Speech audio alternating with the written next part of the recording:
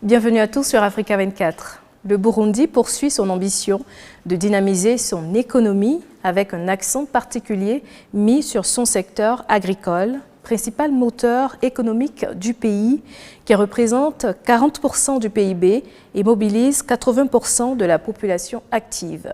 Dans cet entretien, M. Prosper Dodiko, ministre de l'Environnement, de l'Agriculture et de l'Élevage du Burundi, revient sur les politiques engagées par le pays pour moderniser ce secteur clé, valoriser les matières premières localement et renforcer la résilience face aux défis climatiques. Monsieur le ministre, bienvenue sur Africa 24. Merci beaucoup. Le plan national de développement 2018-2027 prévoit de transformer localement 25% des matières premières agricoles d'ici 2027. Quels progrès ont été réalisés dans ce domaine et comment cette stratégie contribue-t-elle à l'industrialisation? Merci de la question.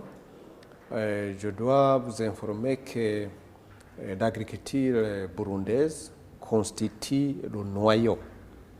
Et d'ailleurs, le gouvernement du Burundi a décidé de mettre la priorité number one, le secteur agricole, parce que nous sommes convaincus que l'agriculture peut transformer la vie de la population et surtout tirer la croissance.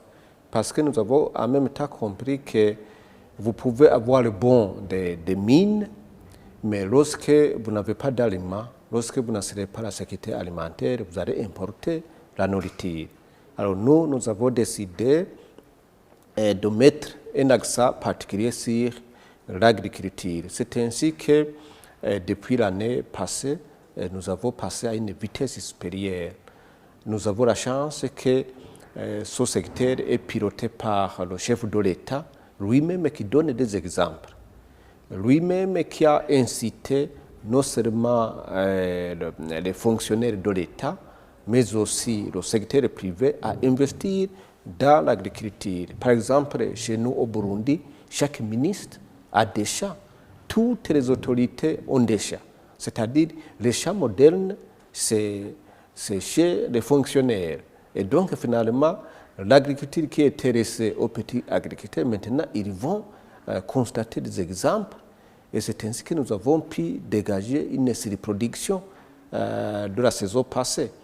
Et d'ailleurs, vu cet engouement de la population, des fonctionnaires du secteur privé à investir dans le secteur agricole, nous avons tous compris que l'agriculture est devenue un métier rentable comme les autres. C'est un business. Et c'est ainsi qu'au niveau du ministère, nous avons défini le plan de transformation du secteur agricole qui doit passer par 4 étapes. La première étape, c'est l'étape que nous avons quittée. C'était une agriculture de subsistance qui était laissée aux petits producteurs. Je dois aussi vous informer qu'au Burundi, nous importons peu d'aliments. Nous importons seulement l'aliment de luxe. Mais l'aliment de base se produit ici au Burundi. C'est-à-dire que 80% ce sont des ménages agricoles, ils produisent ce qu'ils mangent. Alors, après cette étape, nous avons vu qu'à côté des champs des producteurs qui cherchent, qui cultivent pour manger, mais nous avons besoin de produire plus pour le marché. Non seulement le marché intérieur, mais aussi le marché externe. Alors, le chef de l'État a donné un exemple. Il a conduit des bons champs, des champs modernes. Les fonctionnaires ont suivi, le secteur privé a suivi, et maintenant, nous avons constaté que nous sommes déjà dans la deuxième phase que nous avons appelée la phase de mise en place des centres de rayonnement, c'est-à-dire des champs plus ou moins modernes.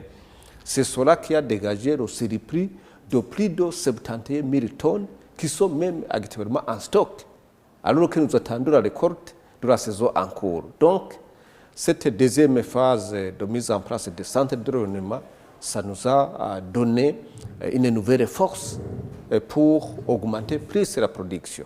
Alors, la troisième étape, on va mettre en place ce qu'on appelle des zones agricoles. C'est-à-dire que tous ces centres de rayonnement vont évoluer pour devenir des centres agricoles. Dans les centres agricoles, ça sera plus ou moins aussi moderne, mais avec un accent particulier sur des terres qui sont aménagées, irriguées et surtout amendées.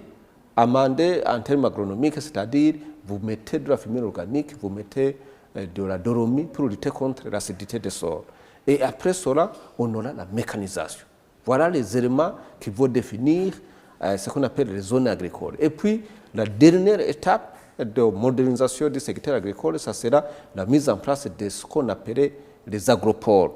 La différence entre un agropole et un centre de rayonnement, c'est que dans l'agropole, il y a l'intensification de la production, mais aussi il y a la transformation. C'est-à-dire, c'est un endroit, un compact, où on entre avec la fumée organique, les intrants agricoles, les engrais, les semences, on sort avec un produit emballé, prêt à être consommé. Merci, Monsieur le Ministre, pour ces détails. Dans le cadre de la table ronde des partenaires au développement et des investisseurs privés tenus en décembre 2024 au Burundi, quelles retombées pour le secteur agricole au sortir de cette table ronde?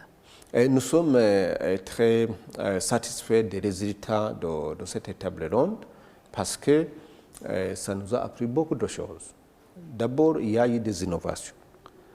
On avait l'habitude d'organiser les tables rondes, mais celle-ci a eu des innovations parce que le Burundi a décidé de parcourir les 4 points du globe pour mobiliser les partenaires. Et ce sera qui a donné de bons résultats en termes de mobilisation. Et on a vu que le Burundi était porteur des messages que cette fois-ci, et le gouvernement et la population sont engagés à faciliter les investissements du secteur privé. Parce qu'on avait l'habitude de croire que les États peuvent tout faire, mais en même temps, nous avons compris que le secteur privé joue un rôle important à côté, bien sûr, des initiatives, des activités de l'État. Alors, nous sommes très satisfaits parce que, la mobilisation a réussi, l'organisation a été bonne et même les engagements ont été notés pour soutenir le secteur agricole. Et même, non seulement le secteur agricole, mais aussi d'autres secteurs comme l'énergie et les infrastructures. Donc, quand je reviens à notre secteur, le secteur agricole, nous sommes très contents parce que nous avons eu des engagements, que ce soit dans le domaine de la multiplication des semences, que ce soit dans le domaine de l'irrigation, que ce soit dans le domaine de la transformation, que ce soit dans le domaine d'inclusion et l'entrepreneuriat rural. Nous avons aussi des promesses, des engagements dans le traitement des déchets. Et donc, finalement, les résultats sont très satisfaisants. Les investissements publics dans l'agriculture ont augmenté de 20% depuis 2021, selon l'Institut national de statistique en 2024. Quels projets phares ont bénéficié de ces fonds et quels sont les résultats pour les exploitants agricoles?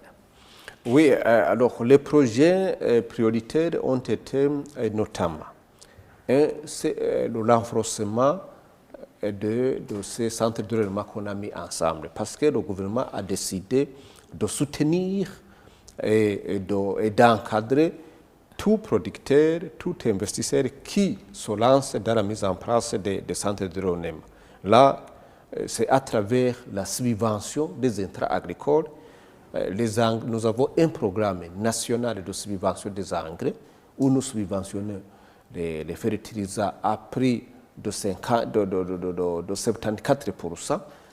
Nous avons aussi un programme de subvention des semences où nous subventionnons les semences à plus de 50%. Et donc, cela a motivé les agri-éleveurs à investir dans le secteur parce que c'est devenu un secteur rentable. Ça, c'est le premier projet important, c'est-à-dire la subvention des intrants agricoles. Deuxième priorité, ça a été l'irrigation, parce que au Burundi, nous avons une pluviométrie, je dirais, suffisante, parce que nous avons 6 à 9 mois de pluie sur les 12 mois. Nous avons également plusieurs cours d'eau, mais au niveau des champs, on a encore besoin de l'eau. Parce qu'il ne suffit pas d'avoir de l'eau à côté, de tous les côtés du champ, mais il faut avoir l'eau dans le champ.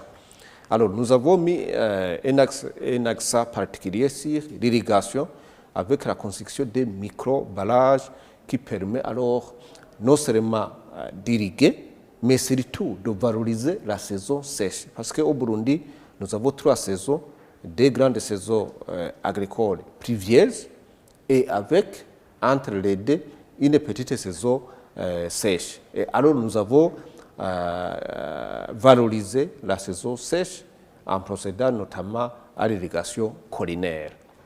Et justement, parlant d'irrigation, le Burundi a augmenté ses capacités d'irrigation de 15% en 3 ans selon une étude de l'Union africaine en 2024.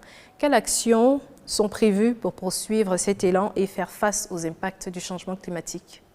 Oui, ces dernières années, l'action qui va dans le sens d'irrigation a augmenté parce que, comme je l'ai dit, au départ, la saison sèche, c'était considéré comme une période de soudure, une période de repos. Alors, nous avons changé, nous avons décidé à ce que cette période de saison sèche doit être utilisée pour tracer les courbes de niveau. Ça nous amène à arrêter l'irrigation et ça nous amène aussi à éviter les inondations au niveau des marais. Ça, c'est un. 2, nous avons décidé à ce que la saison sèche puisse être valorisée. C'est-à-dire, nous avons injecté des ressources importantes dans l'irrigation, ce que nous avons appelé irrigation collinaire. Et même dans les marais, on a développé l'irrigation.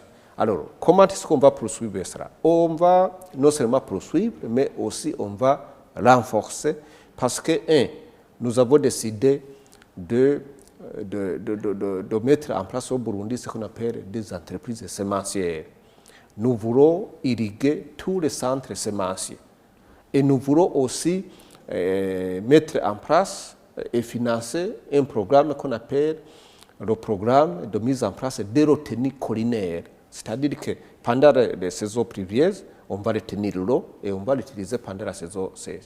Non seulement ça, on va aussi poursuivre la mise en place des petits ballages d'irrigation, bien sûr avec un grand projet de construire le grand ballage qu'on appelle le ballage de Kajeke, qui va nous permettre d'irriguer toute la plaine de Limbo. Et donc, finalement, l'irrigation, ça va être l'une des priorités, en plus de la subvention des intrants agricoles, en plus, bien sûr, de la mécanisation agricole. Près de 60% des sols agricoles burundais sont touchés par la dégradation à la pression démographique croissante, selon des données de la FAO en 2023. Quelles solutions concrètes sont mises en œuvre pour restaurer les terres et garantir la sécurité alimentaire à long terme au Burundi, Monsieur le ministre? Oui, certes, le Burundi, c'est un petit pays, mais qui regorge à même temps plusieurs potentialités.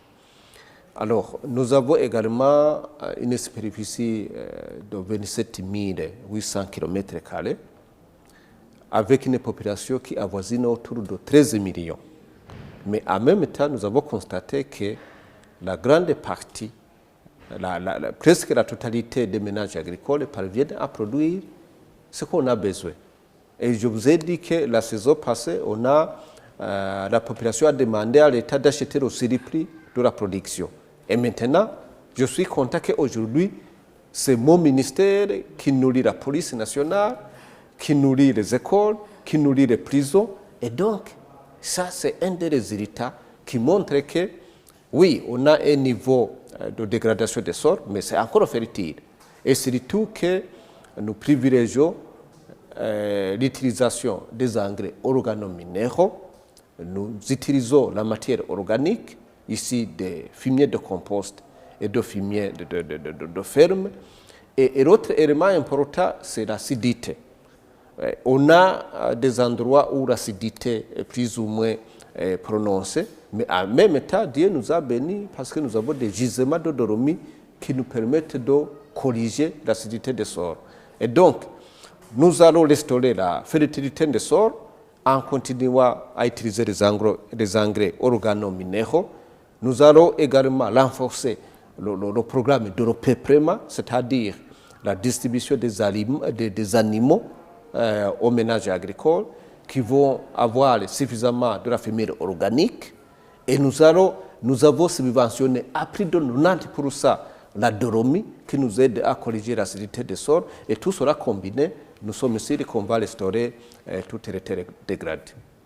Merci, Monsieur le Ministre, pour ces précisions. Nous sommes à la fin de cet entretien. Merci à toutes et à tous d'avoir suivi cette édition de l'interview. Retrouvez l'intégralité de ce programme sur MyAfrica24 et africa24tv.com.